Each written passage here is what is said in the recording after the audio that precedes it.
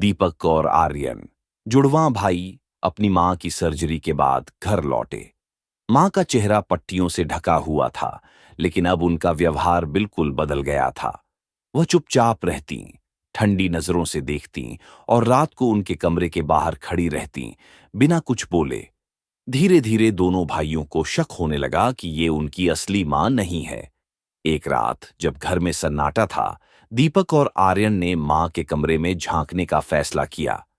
कमरे में हल्की रोशनी थी और मां आईने के सामने अपना चेहरा पट्टियों से खोल रही थी। दोनों भाई चुपचाप दरवाजे के पास खड़े थे। जैसे ही पट्टी हटाई गई, जो चेहरा सामने आया, वह उनकी मां का नहीं था। वह चेहरा भयानक, डरावना और अजनबी था, जैसे किसी और की आत्मा ने मां का शरीर छीन लिया हो। डर के मारे दोनों भाई चीख उठे और भागने की कोशिश करने लगे। तभी मां की आवाज गूंजी, तुम लोग सोच रहे हो कि ये खत्म हो गया? अब कोई रास्ता नहीं बचा है। मां का चेहरा अचानक एक भयानक हंसी के साथ और विकृत हो गया।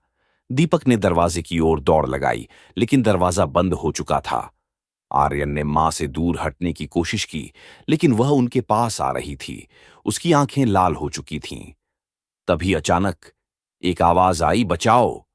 दरवाजे पर खड़े होकर एक दूसरी औरत चिल्ला रही थी। वह वही थी, उनकी असली मां, जिसे बांधकर कमरे में रखा गया था।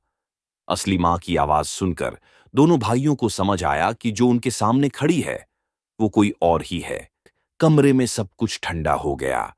जो औरत उनके सामने खड़ी थी, धीरे धीरे धुंध में बदलने लगी। उसकी हंसी पूरे घर में गूंज उठी और वो गायब हो गई। असली मां कांपते हुए कमरे में आई और भाइयों को गले लगा लिया। लेकिन उस रात के बाद उन्होंने एक बात कभी नहीं पूछी कि वो असली मां थी या फिर